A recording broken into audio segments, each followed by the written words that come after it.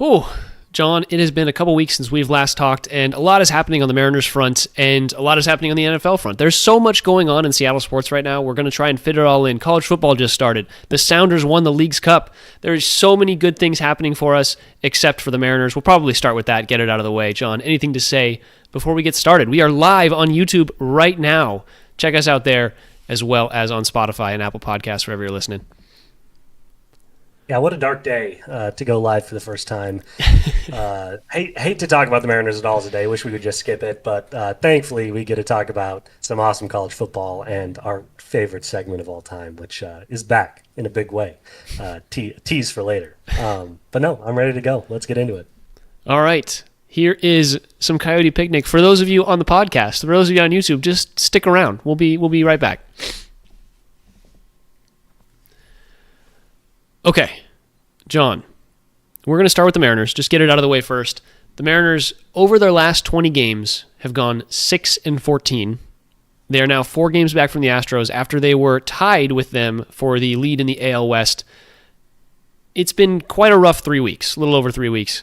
I don't even really know where to begin other than to say, like, I was trying to find people for floaters and flounders a little bit from the last couple weeks, and the pitching, we've kind of been talking about the pitching and how it's been bad, but it's not one guy. I feel like it's the entire pitching staff. Every once in a while will have like one bad outing, and then if Logan Gilbert has a good 6 innings, the bullpen just gives it all up. It's a mess, and so I don't know where to begin. I'll let you just take the floor first for a few minutes. Thanks. Give me 1 second. Love it. First live. We're on it. The TV be wilding behind him. That's unbelievable. My dog got my TV remote and was turning Netflix on and off behind us, so that was a lot of fun. Yeah, thanks people on YouTube. People in the podcast can hopefully avoid that. But yeah, what is there to say other than it's been a disaster? It was kind of a slow creep. It was actually looking okay there for a second. Padres series, we split. We were feeling pretty good. Guardians series, we lost, but, we lost 2 of the 3 games by a combined 2 runs. So it's like, okay, that sucked, but it was close. And then this Tampa Bay Rays series was a real kick between the legs. A 3-game sweep. One of the games was close. We gave up 25 runs in 3 games, and it hurt, man. It really hurts. And it came at just an awful time where, Houston was also struggling and there was a real opportunity to make up ground. And instead, we gave up ground. It's less close than it's been in several months. So just a very disappointing stretch by the Seattle Mariners. Yeah, and I think we talked about it a couple weeks ago when we were on the pod and how it felt like the time to turn everything around was right now, and it still feels like that. It still feels like there's a chance. They've got 3 series against a few below caliber teams, and so with that, hold on.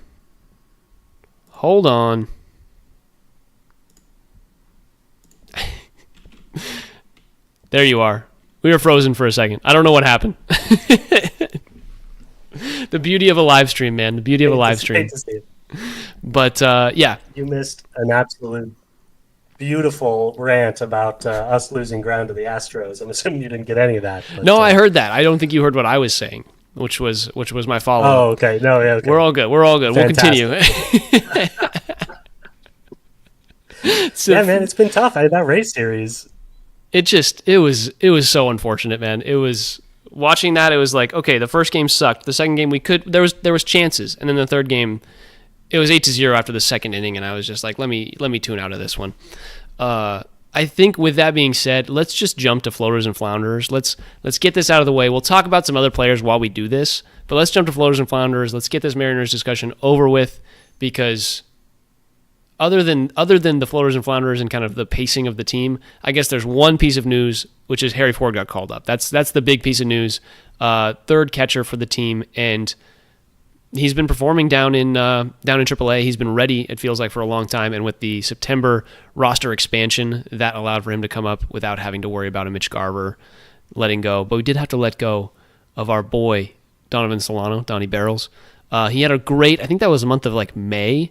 Donnie Barrels was my GOAT in the month of May when we were in Chicago. But it's good to have Harry Ford come up, and I think other than that, let's just talk floaters and flounders unless you got something big to say. Yeah, rest in peace, Donnie Barrels, the MVP of our Chicago trip. But besides that week and that month, he was pretty trash. So I think everyone's excited to see Harry Ford up in the bigs. Not a ton to say about him as of yet, but yeah, definitely a rest in peace for Donnie Bats. I'll kick us off for floaters and flounders. Now I want to talk about a guy. He's the only Mariners jersey I currently own. One of the all-time Mariners names and one of my favorites. That is George Kirby. He had, in 5 outings, he made it at least 6 innings runs to the Mets in almost 5 innings of pitching. So besides that, he's been really only good on his. I don't know what to say about the guy. Got pulled immediately beyond. Bad job, Kirby. Really bad job. Oh yeah. Really bad job. Oh yeah. I don't know if you just finished or if we're lagging a little bit, but it's fine. Yeah, Kirby over his last 4 starts, his ERA has, I guess, kind of skyrocketed. It was at 3.7, and he's now at 3.4 or 4.47. So it's jumped up almost 0.75 points, and it's just he doesn't look dominant. He just doesn't look dominant right now, and I don't know if that's because of his pitch usage, if that's because he's fallen behind. His WHIP is way higher than it has been over the last couple seasons. He's been walking guys. He had a couple back-to-back starts where he walked 3, which is just so unlike George Kirby. And we did say early on that his best pitching was when he was a little bit more loose with the strike zone and working around hitters. But I don't know. I don't really know what's been going on. I haven't been able to pinpoint what's been happening with George Kirby. But everybody on this pitching staff, and I feel like it's kind of come to fruition that T-Mobile Park is what has carried these pitchers over the last season and a half maybe, and that's a little scary to think about. The Mariners' record on the road since the All-Star break, I think, is 6-16. They have not been good on the road, and their pitching is a huge part of that. So I think Kirby is one of the facets of it, and I'm not sure. I'd have to look at the home versus road splits to really get the picture for what he's got. But it's just unfortunate to see, because we do really like George Kirby. You and I have talked a lot about how George Kirby is probably our second or third best pitcher, and it's tough to see this kind of inconsistency from a guy that we really think highly of. Yeah, totally. And just another downside there is the results are not indicative of the way we expect him to pitch when he's pitching well. I mean, he's in the 26th percentile in expected batting average of 265. He's a guy, again, he's supposed to be, limiting on base attempts. And then, when guys get him, they get him good. But that's the whole idea of a pitcher like him. He's not a guy punching a lot of guys out, but he's just also forcing a lot of bad contact. And he's in the 27th percentile in hard hit percentage. 43.4% of hits are hard hit balls.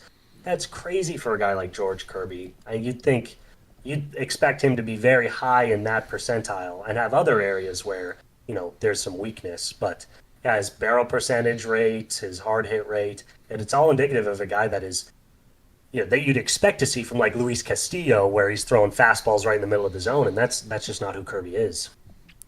Yeah, and I pulled up his game type splits. You can look at his home versus away games. His ERA at home is 3.16. His ERA on the road, 5.74. It's such a crazy difference right there. That's over 2.5 runs in just terms of ERA. The guy, his hard hit percentage is pretty high this season. I'm looking for. Hold on, give me 1 second.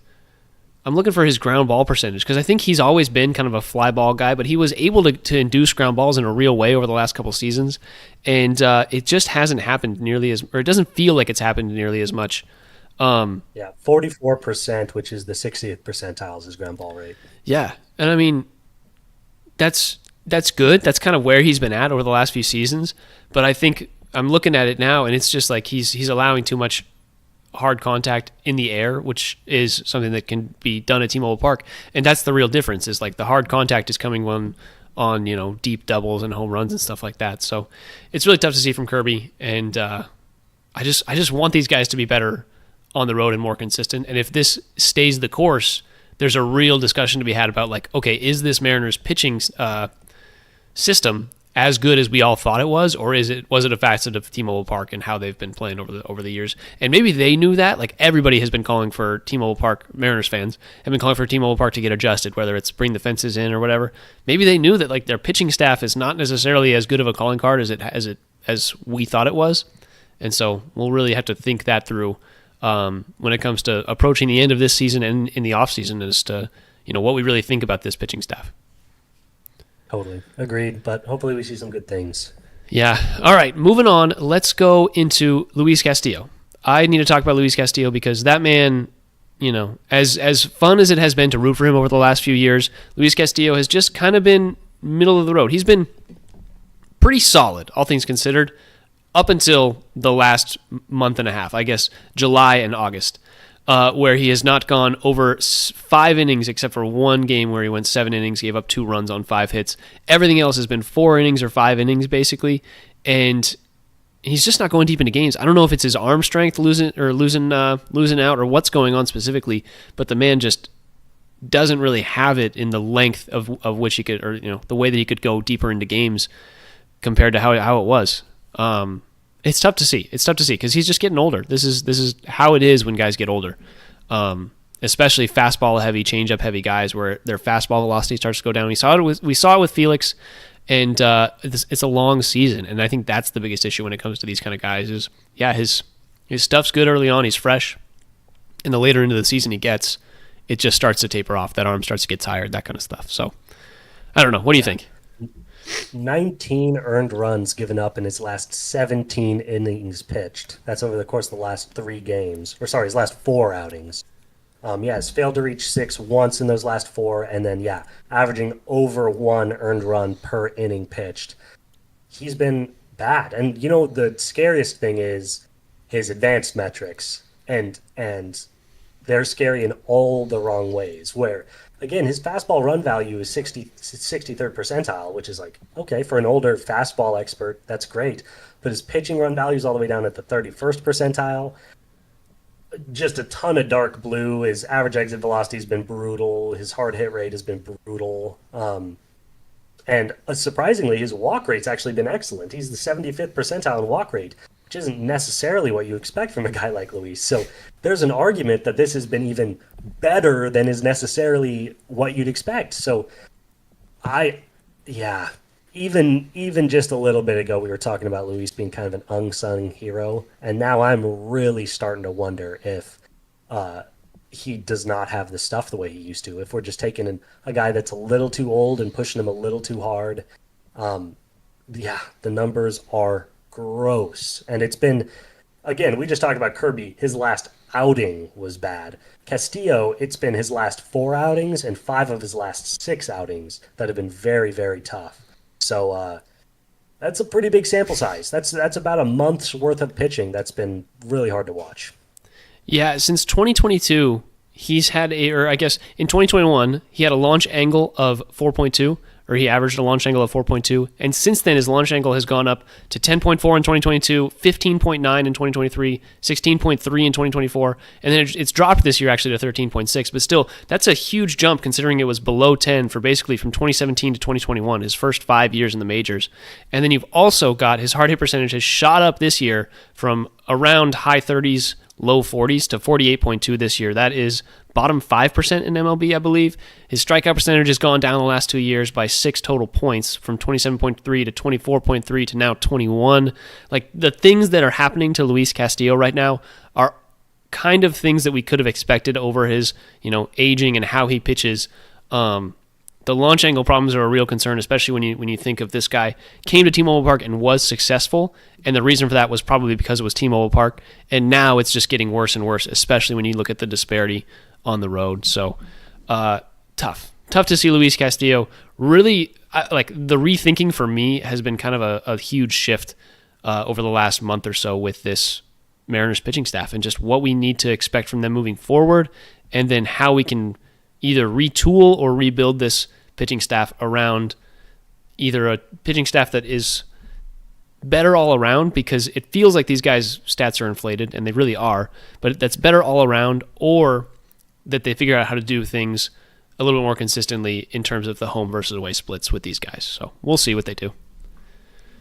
Totally. Yeah, it seems like a cruel twist of fate that just as this offense gets some nice hitters in it, and we start to feel really good about what this lineup can do, now suddenly we've got tons of problems with this pitching staff that we thought was so untouchable. It's just, why can't we just have something for a little bit? Yeah. Yep. Talking about hitters, I'm going to move us to the other side of the diamond and talk about one of my favorite newcomers to the Mariners in a long time, in Josh Naylor. Now, I'm going to be critical of Naylor in a similar way that I was critical of Kirby. I'm really talking about one series, and that's the Tampa Bay series. In that stretch, he got 1 hit in 9 at-bats, batting average of 111 in the month of September, which is just that Tampa Bay series. Kind of cruel to judge a guy on 3 outings. And, he only had 1 at-bat in the last game to boot. But it's still, I think, a big part of why we didn't see success in those first 2 outings was his lack of performance. Because, and this is what can't be overstated, he has been so good for the Mariners. He's batted .264 with a .760 OPS in the month of August, 4 home runs. But I don't even really think that touches it. His timely at-bats in the month of August were unbelievable. It seemed like every time he was at bat with a runner in scoring position, he was coming through with a hit. In small moments and big moments, he was just pushing in runs. 13 RBI in the month of August, but he was just huge for us in big moments. And yeah, especially that first Tampa Bay game when it felt like we had a chance. He wasn't able to come through the way that he has in the past. It's a harsh thing to say about a guy over one series, but I just wanted to call it out because, again, offensively, we had some decent outings against Tampa Bay. It was really the pitching that failed us. But if we're going to have to poke holes, I would have liked to see more from Naylor. Yeah, he's a guy who I think he's such a consistency-based guy. So when it comes to looking at his stats, you're like, oh, this guy's been so solid over the course of the season. There's not really a ton of ups and downs. And yeah, he's having a little bit of a downturn over the last little bit, but it's a small sample size. But he was a lot of that offense in early July, and especially was a huge spark immediately after he got traded from the Diamondbacks. So I think it's been a little bit smaller of a sample size. He's less RBIs. I think that's a facet of or I guess less impact recently. And I think that's a facet of the team offense not being as consistent in front of him. And, that comes from Cal not getting on base nearly as much. That comes from Randy not being as hot. That comes from a bunch of other things. But I definitely think that Naylor has room to kind of step up, right? He was 292 average basically when we got him, and he's dropped down to 280 over the last month and a half. And so that's just something to keep my eye on, something to look at, because we were both very high on how he was performing early on after we got him, and we will see how that continues. All right, I am going to talk about... Totally. Yep, I'm clear. I'm going to talk about a guy who I think everybody's a little down on right now, and I don't know if the numbers really speak to that, and that's going to be Cal Raleigh. Cal Raleigh, average-wise, everybody's been talking about how he's got a sub-200 average for the last 2 months, and I think this is the point where we talk about how batting average isn't as important as people say it is. You see a lot of graphics that are like, oh, Cal Raleigh and Aaron Judge have been performing super poorly since the All-Star break, or whatever it is, but Cal Raleigh has never really been an average guy. This is kind of a regression back to the norm. And I know you hate that, but when we talked at the beginning of the year, we were like, if Cal Raleigh has a 230 average but hits 35 home runs, that's a great season for Cal Raleigh. He's sitting 242 with 51 home runs. We have nothing to complain about. And yeah, over the last stretch, a couple months, he's been a little rough, but the guy's still got an OPS of 767 in the month of July, 757 in the month of August. He's got an 846 OPS already in September. The guy's been doing just fine. It's just not MVP caliber Cal Raleigh that we all thought we were going to get for an entire season. And I think that's the issue is that's a good player. That's an above average hitter. That's a 110, 115 WRC plus guy. And people were expecting for Cal Raleigh to have an MVP caliber season in September and July and August after having caught for the first half of the season and expecting no fall off, right? This guy is going to get tired. He's catching every single day because Mitch Garver has no knees.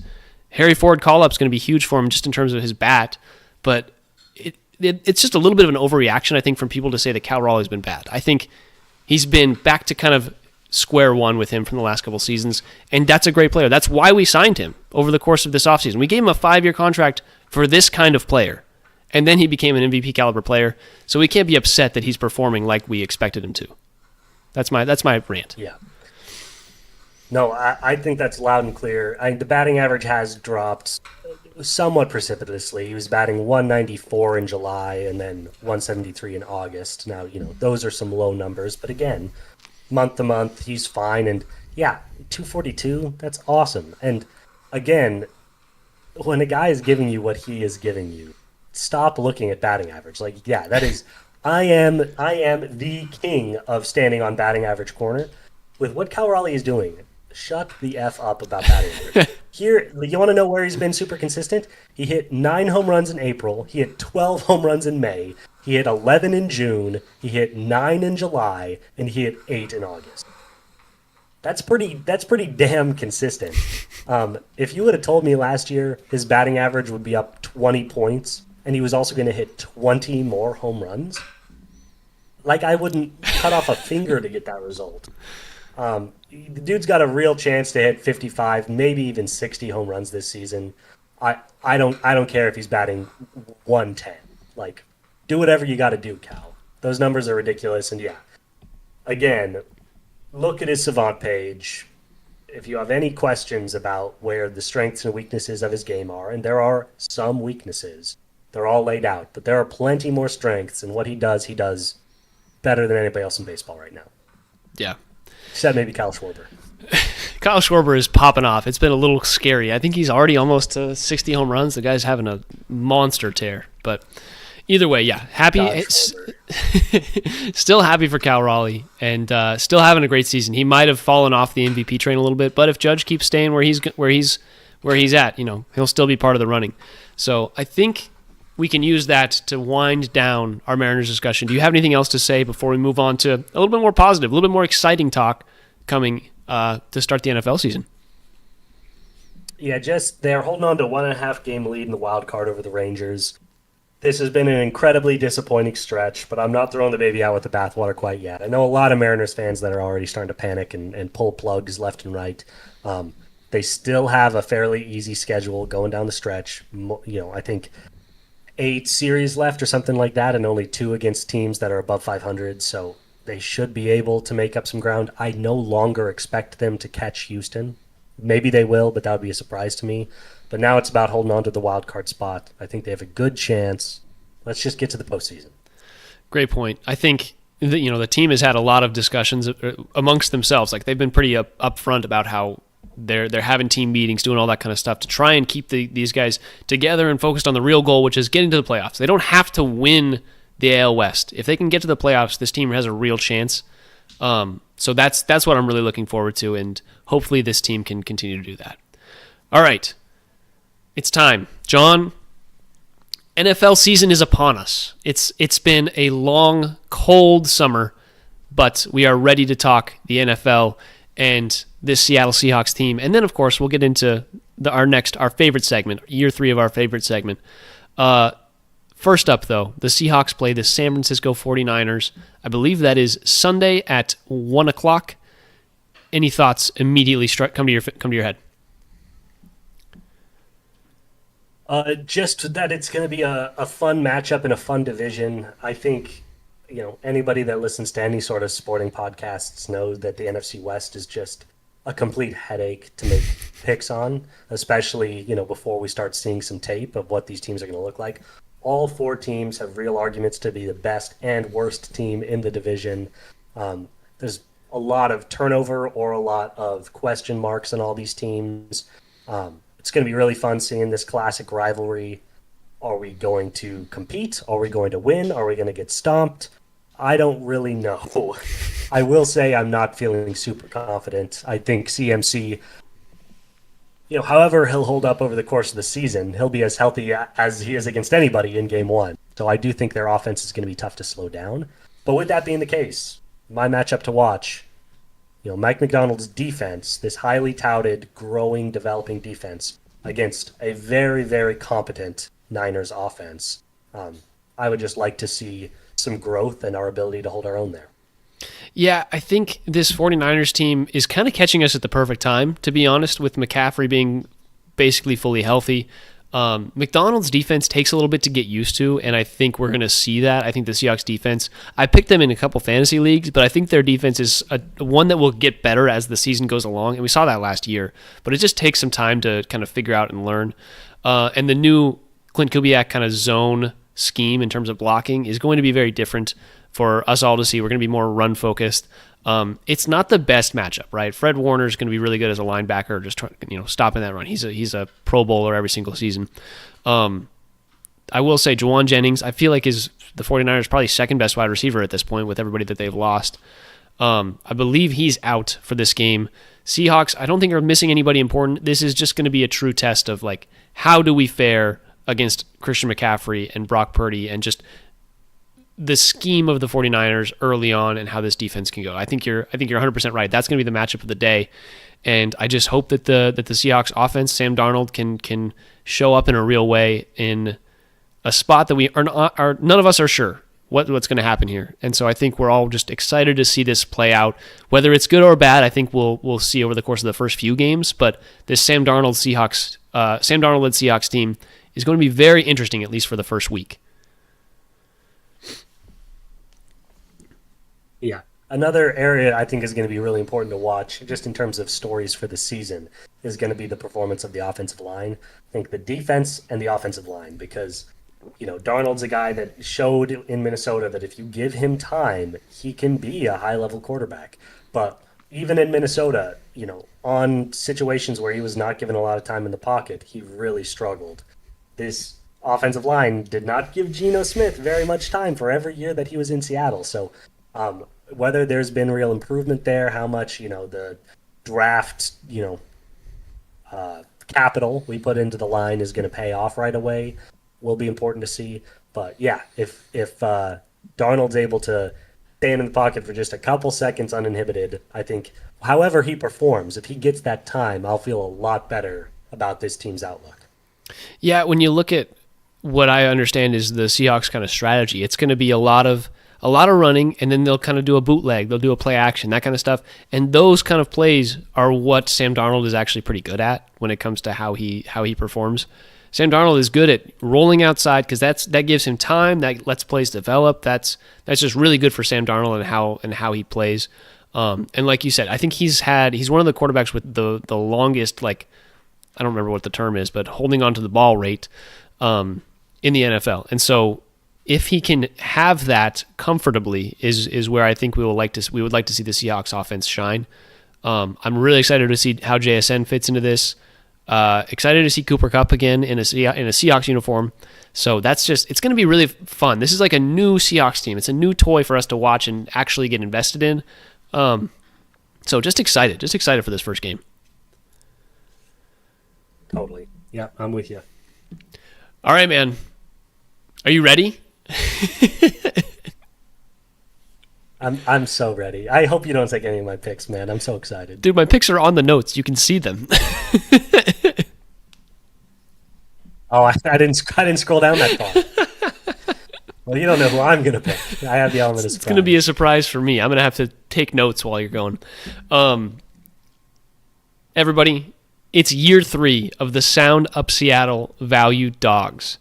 Sound Up Seattle Value Dogs. If you don't know what that is, if you're new here, we pick underdogs. We each pick 3 underdogs from against this, Jesus. We each pick 3 underdogs to go against the spread every week, because statistically over the last, I guess, not the last 2 seasons, don't get us wrong, the last 2 seasons we have done poorly and we blame the stats for that, but statistically underdogs perform better against the spread than outright favorites do, and so we're gonna take that into consideration. I think it's like a 55% success rate for underdogs, so that's what we're gonna go for, and from there, we are both going to try and outdo ourselves from last year. I believe I went 16, 35, and 1, and John, I think you went 22 and 29 from my notes. At least that was at one point during the season. So we're going to dive into these underdogs. Yeah, you won with a whole 45% clip.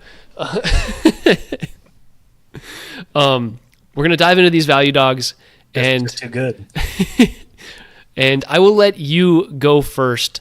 Who do you want with your first value dog pick? First value dog pick of 2025-2026 NFL season. Yeah, this is great. We've got 2 years of being screwed by the refs and poor coaching decisions. Our picks were without flaw, but that's all going to turn around this year. We're making the smart play, taking the less sexy underdogs, and it's going to pay off in a big way this season. Well, I'm just going to dictate kind of my strategy here. You're going to sense a trend pretty quickly with my picks. This is week 1 of the NFL season. Everyone's going to be sloppy, and everyone is going to overrate the effect of off-season changes, both positive and negative. It happens every year. Everyone thinks the things that changed everything, and everyone thinks, the young and exciting teams are going to blow up right away.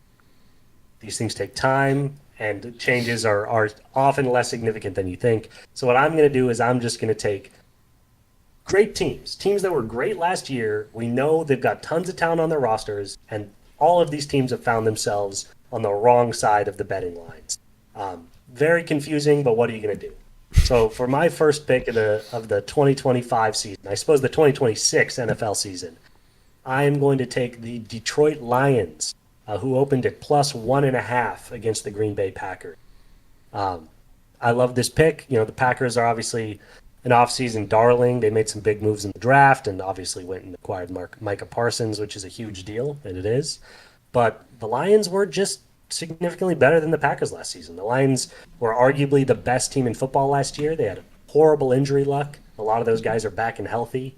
I know they lost their offensive coordinator, Ben Johnson, which everyone's in love with, but I just think the Lions are one of the best teams in football, and they're getting points. Give me the Lions. Yeah, I think people kind of expect that the Ben Johnson loss will be the death of the Detroit Lions. And whether you believe that or not, the Lions still have so much talent, right? Like this receiving room, the running back room, Jared Goff's good. Like all the facets of this Lions team are just good enough that they should still win 10 to 12 games at minimum, right? They should still win that. I think the Packers are good. Everybody, that's kind of like the darling of the season, but the Lions, I think baseline have better players, right? The Packers just are solid. Everybody kind of believes in that franchise, but the Lions still have better players, and I think you can definitely go for that, especially here where you get plus 1.5 points. It's good value. I do like that Lions one. I will give that one to you as I take my first pick. They've got one of the best running games in football, and I will just say their defense 2 years ago was one of the best in football. Last year it was really bad because, again, they had like 20 defensive players on the IR by the end of the season. Like, it was horrible injury luck.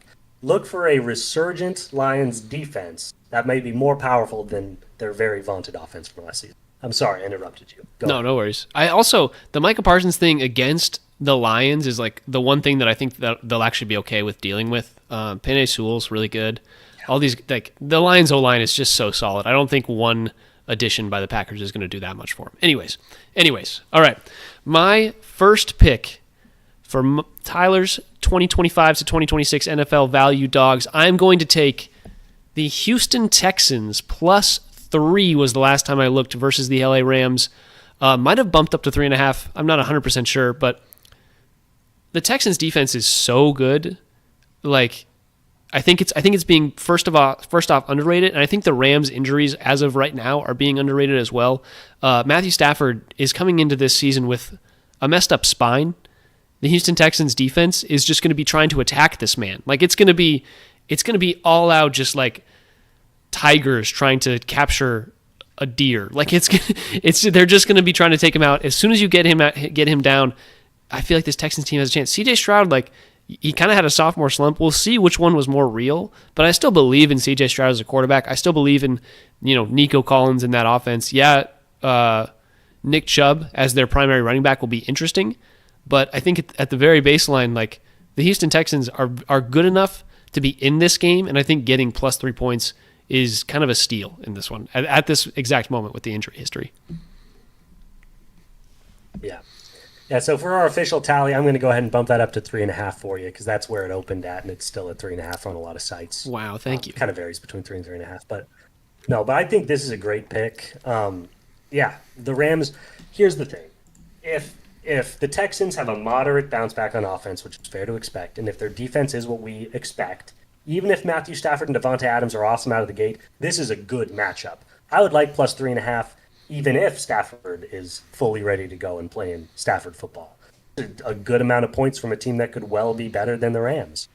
The fact that you're getting 3.5, and we have no idea what Stafford is going to look like. Spine? Who needs a spine? A guy hasn't played at all in the preseason. He hasn't done a lot in training camp. I have no idea what to expect. I think for that alone, 3.5 is an awesome line. Wow, look at that. Not giving me shit the first pick. Love it. Yeah, no reason. All right, I'm going to be boring again, people. You're gonna hate this, but we're gonna live with it. Also, I'm taking all these lines on how they opened. A lot of these lines have had movement, which we can discuss, but we can't. There are all kinds of different lines on all different kinds of sites. The one true thing you can get is how Vegas opens these lines. That's what we're going with. The next one I'm taking is the Ravens plus 1.5 against the Buffalo Bills. That line has switched due to the public bet. It's now typically -1 to -1.5, depending on where you're looking. But that's what the line opened at, is Ravens plus 1.5. This one is super simple.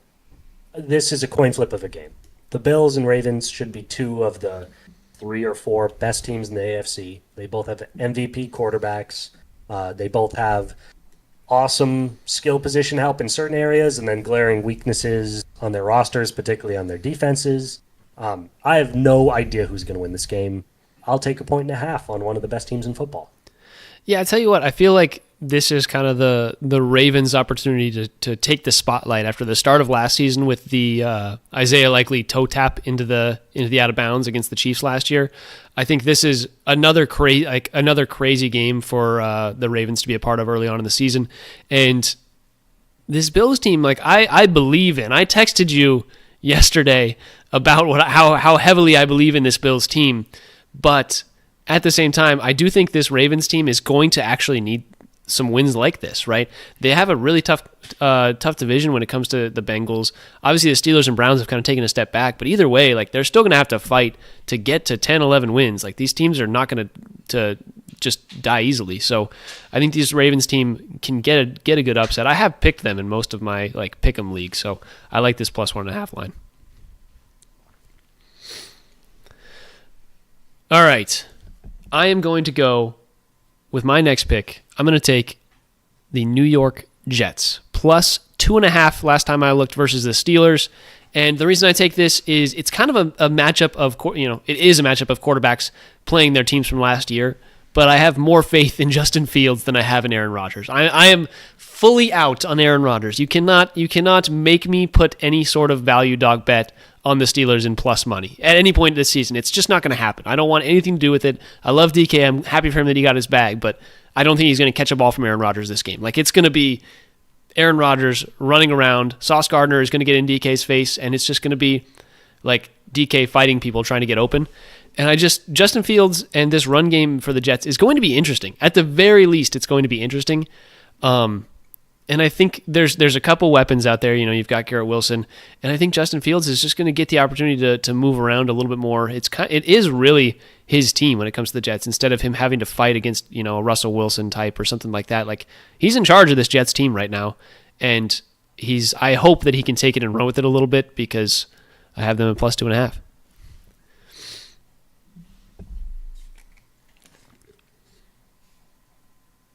Totally.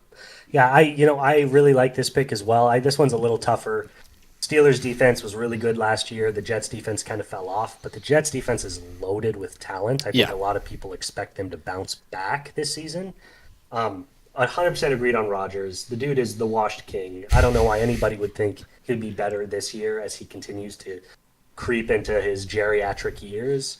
One thing we saw last year, a couple things. One, the Jets have an awesome offensive line. And they had a pretty good offensive line for Rodgers last year. But all he wants to do is avoid every bit of pressure he can get and, play as much in shotgun as he can. He just kills the run games of the offenses he's on because he refuses to play in a more variable way that can help confuse defenses. It's just so obvious when they're going to run and when they're going to pass when Rodgers is out there. So I think that's really just going to hurt the Steelers' offense in a real way. And then the Jets, again, Justin Fields is going into a really good offensive line here. They have a really good running game with Breece Hall and Braylon Allen. I feel like people dislike certain qualities of both of those guys, but together, that is a really good running back room. And yeah, honestly, it's kind of the perfect situation for Justin Fields specifically because he's got a great running game, a great offensive line, and he's got one great receiver. He can't think too much. He can't think too much with that. Yeah, 100%. Like, he doesn't want to look up and go through his, possible routes. He wants to look up, say, am I going to throw this ball to Garrett Wilson? If not, I'm going to tuck my head and find a running lane. So this is the perfect situation for him. I think he's going to have a really good fantasy season. I don't think the Jets are going to be very good, but I do think their offense is going to be interesting. And interesting beats horrible every day. And I do think the Steelers will be horrible. So I like it. With my last pick to open the season, I am just a boring little bitch. And I am taking the Vikings plus 1.5 against the Chicago Bears. This is another line that's flipped. I'm sorry. I don't control the way the public bets. It's now up to minus 1.5 for the Vikings. But I would still be taking this line if they were still plus 1.5. I think my thinking is similar to the public's, which is the Vikings were really good last year. Obviously, we have no idea what J.J. McCarthy is going to be at quarterback. But who cares? Their defense was one of the best defenses in football last year. Their defensive coordinator and head coach are back. There's no reason to think their defense is going to be worse. This defense ate poor... oh, goodness. I am totally spacing out. Are you thinking Caleb Williams? Thank you. Oh, my gosh. What a struggle. They ate Caleb Williams alive last year. Everyone's all in on Ben Johnson and this Bears offense and what he's going to get out of Caleb Williams, but I will believe it when I see it. I hope for their sakes that this is the year the Bears figure it out and have a really nice offense, but I think their defense has a lot of question marks. I have no idea what their offense is going to look like. Give me the team that was just significantly better last year. Yeah, I think both of these teams are teams with real question marks, and I think that's just what it comes down to is you take the team with plus points for when both teams have question marks. You've got a Vikings team who J.J. McCarthy hasn't seen a snap in the NFL, and he was injured all of last season. You don't know how he's going to come back from that. And then you've also got the Bears side of things with the new coach and Ben Johnson, an offense that Caleb Williams, nobody knows how he's progressing through learning that offense, and it's a very complicated one as well. But it feels like one that. Like a matchup that is kind of made for this week one vibe to just see what both these teams are made of, right? We can see, is J.J. McCarthy going to be good? Does Caleb Williams know how to work in this offense? Like, there's a lot of questions around this game, and I think they really balance out. I do like the plus for either of these teams. Right now, I would probably take the plus 1.5 for the Bears since they have points, but I like it. I feel like it's going to be a very close game. All right, I am going to take...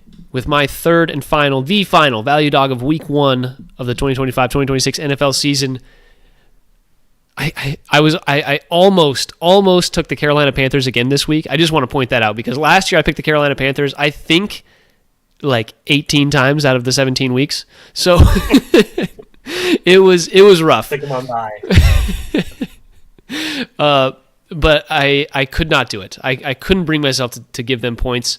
Jacksonville, the Travis Hunter thing is very interesting and exciting to me. I just feel like that's the storyline for Jacksonville. Like, they're going to have a good first game. Travis Hunter's going to have a touchdown. Like, that's going to be the game for them, and then they'll probably fall back down to earth. I think, for me, I'm going to take the Raiders plus 3.5. This is a new and refreshed Raiders team with Geno Smith and Pete Carroll, who we both know, very, very in-depth from the Seahawks years. And I respect both of these guys. Like, Pete Carroll's a great head coach. I'm sure he loves Ashton Genty, and I'm sure he loves having a tight end because the Seahawks never had a good tight end and never knew how to work with one to begin with. So So to have Brock Bowers, Ashton Dinty, like that's a combo that I think Pete Carroll is going to love. I think Geno Smith is going to really enjoy having those two to either work on, a running back dump off or like a tight end screen, whatever they want to do. I feel like Geno has way more options when it comes to, he's got multiple layers in multiple different avenues when it comes to the, Raiders passing game in general. So more excited about that. I think the Patriots, I'm just not as high on the Patriots as a lot of people seem to be. I like Drake May. I think they have very mid receivers at this point. I think Travion Henderson could be good. The Raiders linebackers are not that solid, but we haven't seen it yet. It's his first game as well in the NFL. Like I'll believe it when I see it. And as of right now, I like Travion Henderson. Excited because I have him on like 3 fantasy teams. But at the same time, I don't know what's going to happen in week 1, especially against a Raiders team that I think will be running the ball a lot with Genty. I think it's going to be a low scoring game.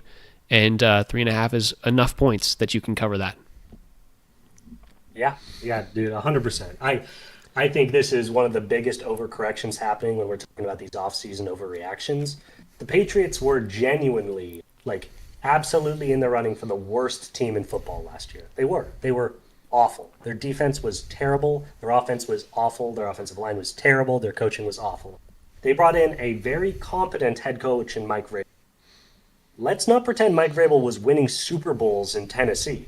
He just put together some good defenses. He was a good coach. I think everyone likes Mike Vrabel, but it's not, they didn't bring in, some star coach that's been doing it for years. They didn't get Andy Reid. This is a guy that puts together competitive football teams. They made a bunch of offseason acquisitions. A lot of people kind of, mixed bag about some of their guys that they secured. Their draft was good, but, they took a running back in the second rounds. They got one big name offensive lineman. Now suddenly we're supposed to believe that their offensive line is going to be awesome. No, their offensive line is still going to be bad. The receiving core is still bad. I think their defense is still going to be bad. This is not going to be a good Patriots team. They are not going to make the playoffs. They will be sub 500. And yeah, the Raiders' defense is going to be atrocious, but I think their offense is going to be super fun to watch. So I'm kind of in on the Raiders as well. Baseline, it's going to be so exciting. That's all I care about. I just want to watch this Raiders team and actually have a fun time watching them for the first time in 3 decades. I think since I've been alive, I don't think the Raiders have been fun to watch. So basically 3 decades of Raiderless football when it comes to me watching them. So excited for them to at least have some good pieces. And that's it. Those are our picks. I will sum them up real quick. We've got me taking the Jets plus 2.5 against the Steelers, me taking the Raiders plus 3.5 against the Patriots, and the Texans plus 3.5 against the Rams. John took the Lions plus 1.5 against the Packers, the Ravens plus 1.5 against the Bills, and the Vikings plus 1.5 against the Bears. These are all the opening lines, at least from what I remember. So there you have it. There are our 6 value dogs for the week. Let us know what you guys think about those, and then we will be keeping track of those. Every single week, we'll be giving you the updates, seeing who's taking the lead. Hopefully, one of us will get above 500 this year because I don't think we've broken that yet. So you can fade our picks if you want to. That's probably the safest bet for right now, unless we get hot. Don't let me get hot. It'll all be over soon. All right. We've got a few more notes for just general Seattle sports right now. First up, I got to talk college football. We see it right there. Big UW guy. UW wins 38-21 against Colorado State. They pulled away in that fourth quarter. And listen, Damon Williams Jr. was good, but the story of that game was Jonah Coleman. Jonah Coleman had, I believe, 177 rushing yards, if I'm not mistaken. I need to pull that up real quick. 177 rushing yards. That is correct. 2 touchdowns. The man just had his way with those Colorado State Rams. And yeah, Damon Williams Jr. was solid. 18 for 24, 226 with 1 touchdown and a fumble lost. So all things considered, pretty good. 13 carries for 68 yards is really solid for a guy in his second year. So just really happy with what we saw, and I'm excited to see how they can expand upon this in the next few games. I think this was really a 3-headed performance, and it was awesome in those 3 heads. Jonah Coleman, again, deserves a lot of credit. I thought Damon Williams was awesome, and I thought Denzel Boston was also awesome. I think those 3 guys are going to be the 3 cornerstones of this team's offense this season, and I hope we see equally dominant performances going forward. Just a couple notes. You mentioned 177 on the ground for Jonah Coleman. He also had 1 reception for 22 yards. That puts him at 199 scrimmage yards for the game. I'm not sure if he's ever broken 200 before in his career. If he hasn't, I'm sure that is going to haunt him that he couldn't dig out one more yard to cross the 200 marker. But an awesome game by him. Denzel Boston, 5 receptions for 92 yards and a touchdown. That's how we want to see him used. Average of 18 yards per catch. So he's been a real downfield threat in that game. And then, Damon Jr., almost 300, I guess, Damon Williams Jr. It's not, I don't think it's, I guess if he's a junior, then his father was Damon. So he is Damon Jr. Almost 300 combined scrimmage yards and a touchdown. He had a 128.4 QBR. And he was 18 to 24 passing the ball, so hyper efficient, and the advanced stats reflect that. Yeah, his ability to run the ball and throw the ball downfield is a really deadly combination in college football. And this was one of the best performances we've seen out of him. Entering his, I guess this is his sophomore year, is that correct, as a Husky? Which is really encouraging. Yep. And I don't know, it's definitely his sophomore year. I don't know if he redshirted technically. I don't know if he was able to save those starts last year. I don't know if he's a redshirt freshman kind of thing. But either way, exciting for this UW team to have Damon Williams Jr. at the helm. And excited to see what this next game has going for them. It's just going to be so interesting. I'm intrigued to see how this team plays against the Big Ten. Right, the Colorado State's good. They did well in that one game against Colorado last year, but I want to see it against good opponents. So when we get there, we'll be very excited to talk about that. Yeah, just a note on that. We do play Ohio State on September 27th. We don't have to wait as long as you'd think for some really big games. We got UC Davis and Washington State, which will be fun, hopefully warm-up games. Yep. But then we are dropped into the deep end in a big way. So we'll see how we can perform against the number 1 overall, who just beat Texas. Yeah, that's gonna be a fun one. I just hope that we have our heads on our shoulders and we're not flying too high from these other games before we get there, because that will be a wake-up call. I'm hoping that we can score at least 14 points. That's my dream. I'm going to jump into the discussion about the Washington State Cougars. They are 1-0 after beating Idaho 13-10, and it was just a game where Washington State's defense actually held Idaho to 33 yards passing, and that was kind of it. Idaho was unable to move the ball really anywhere, but Washington State also was unable to rush the ball. They had two guys who had two guys who accounted for 14 carries and negative 18 yards. Between those two guys, and then their quarterback had 2 carries for 2 yards. So there was one guy, Kirby Voorhees, 6 carries for 19 yards, and one of those runs was 12 yards. So Washington State was unable to do anything on the ground, and that is exactly what you expect from a Washington State team. We just hope that they can play a little bit better when it comes to the rest of the when it comes to playing against the rest of the conference. Yeah, I got to be honest. This was kind of a disaster of a game. Props to the Washington State defense limiting Idaho to 33 passing yards. That's pretty cool. But they were getting eaten up on the ground. Almost 200 rushing yards for Idaho. This Washington State team ran the ball 22 times for a net 3 yards. That's horrible. They were only able to throw the ball for 208 yards down the field. I do think it can't be overstated. Jackson Potter is the new starting quarterback in town. He is not, some of these gunslingers we've seen in Washington State in the past. He seems like he's a decent quarterback, 23 for 30, 208 yards, but I do not expect him to be able to excel in the chaos the way a lot of people have. I think for this Washington State team to be fun, they're going to need to have some sort of ground game to balance him out. And the fact that they rushed for 3 yards and 22 carries against Idaho is not a good sign for their ability to do that. This game was a real red flag for me for Washington State's season. Yeah, they might have dropped off a little bit from last year with I forget what his first name was, but Mateer. Mateer was so exciting, and obviously John Mateer, right? John, another John. I don't know what his first name was. Let's not talk about it. But yeah, he was so electric, and I think we all kind of were hoping that Washington State would be as electric as they were last season, but it's not looking like that's going to be the case. Hopefully, they can be a 500 team that gets a bowl game.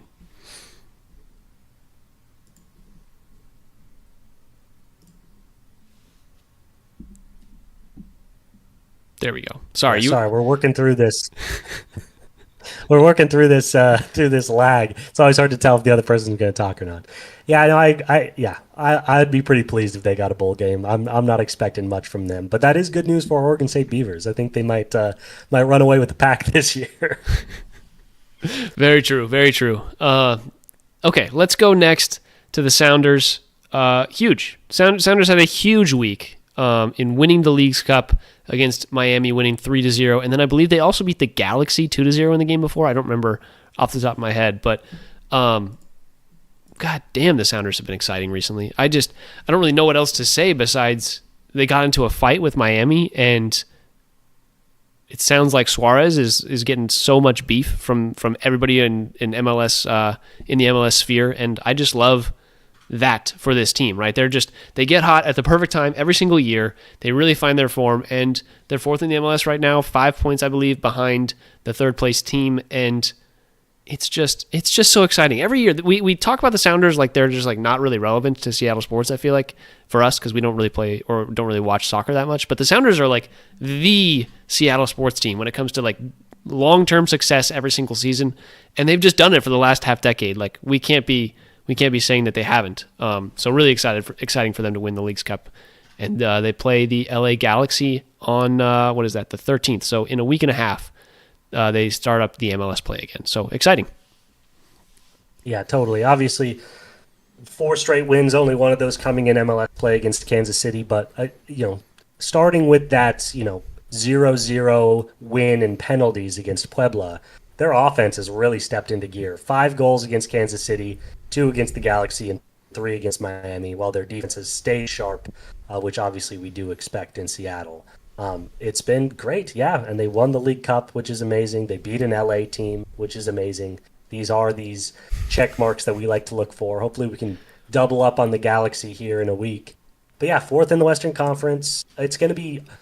There's an outside chance to pass Vancouver at 3. We're only 5 points behind Vancouver, but Minnesota and San Diego have both been playing well and are starting to pull away. So we might just have to be happy with a 3rd place finish and see what we can do in the playoff. Sounders are always good in the playoffs, man. They're always ready to go, no matter which seed they are. All right, real quick Storm discussion. They are 5-2 in their last 7 games. After what was a pretty rough stretch when they lost 5 straight. So it's been pretty solid for the Storm over the last little bit. They're still 5th in the Western Conference, and I believe 11 games back from that first place spot. I don't remember exactly where they line up when it comes to the playoffs. I believe it's 4 teams from each conference make the playoff, if I'm not mistaken. So they're right outside the playoff picture, looking at 1 game back from Golden State. How are you feeling? How are we feeling about this Storm team? Yeah, I think this Storm team is one that got its priorities in order. Again, there's a shot at the playoff, 1 game back from the Valkyrie. They can't really climb higher than 4th. They're a full 5 games behind the Mercury, who sit in 3rd in the West. But, a lot of this change has come, and a lot of this, loss of consistency, you could say, has come as they started to give big minutes to their, 2nd overall pick, Dominique Malanga. And, again, that led to short-term downsides as they lost a lot of games, but they're 5-2 in their last 7, so clearly they're playing good basketball, and they've just been feeding her minutes. She's been averaging almost 25 minutes a game over the last 5 games, and she's been putting up huge numbers. She had a 22-9 line against Dallas, 17-10 against Washington, 13-7 against Minnesota. So she's just been really effective in her minutes on the court. And again, this team drafted her number 2 overall. She's going to be a big part of the Storm for years to come. And I do think, I honestly wish they kind of would have introduced her sooner, so that maybe they could have gotten through. But maybe she just needed more time. She's also the youngest player in the WNBA. So she's playing great. I'm not going to get on management case. Maybe her sitting is the reason she's playing as well as she is. But yeah, it'd be really fun to see her and Nyeka be able to play, in a bigger stage, in the WNBA playoff. But yeah, management and coaching's decision to kind of push her development on the court, I think, is a very positive thing, and the returns have been excellent. Yeah, I think you and I are on the same page when it comes to that. Dominique is the future of this Storm team, and You've got a lot of older players who probably wanted this shot at the playoffs, but I think everybody in Seattle knows that like this team is probably not going to win the WNBA championship. And so when it came time to make the decision between, okay, do we try and get our, I think 18-year-old French phenom some minutes and let her develop a little bit, or let 3 older players who have had who are past their primes and have been having a great time, but we don't really see a future coming from them when it comes to this Storm team. Like, I think they got their priorities in order. So it's good for Dominique. I think it's good for Seattle in the long term. So exciting, and we'll see what happens with that in the future. John, we did it. That was our first live stream ever. How are you feeling? How are you feeling after that? It was quite the rush of emotions. Yeah, we fought through the adversity. We got through it. I just tried not to think about the tens of thousands of people watching with bated breath on every word. But we're good at what we do. What can I say? Hey, I just one last point to make. We were talking about our boy John Mateer in his good old Washington State days. Oklahoma played. They beat Illinois State 35-3. Our boy John Mateer had 392 yards and 2 touchdowns. So just a shout out to John. We miss you, buddy. We miss you in Washington State. Good luck in Oklahoma. Future Heisman right there. Future Heisman. Oh, all right. Well, with that being said, I guess it's weird because I got a stream going on as well, but check us out on YouTube. If you're on YouTube, hello, welcome. We appreciated having you here. But if you're listening on Spotify, Apple Podcasts, wherever you're listening, we appreciate you as well. Thanks for tuning in. You can find us on YouTube at Sound Up Seattle, and we're going to try and be live either Wednesdays or Thursdays, depending on how our schedules work out, once a week for the foreseeable future. So hope you guys can enjoy that. You can also find us wherever you listen to podcasts, and on TikTok, Instagram, and Twitter at Sound Up Seattle, all lowercase, all one word. You can email us questions, comments, concerns about John's dog getting access to the TV remote at soundupseattle@gmail.com. You can find me, Tyler, at TyCart50 everywhere it's important, and you can find John just hanging out, just having a good time. I'm not really just taking care of the dog. I'm not even playing a game right now. just vibing, man. Watching a lot of football is where you can find me. Dude, this weekend is going to be so much football. So much football. All right. With all that being said, there's a lot to choose from, man. There's so much to choose from. But I got to give my energy to the team that I really want to succeed, and that's got to be the Mariners. Go Mariners, baby. Go Hawks, baby. Week 1. Let's go.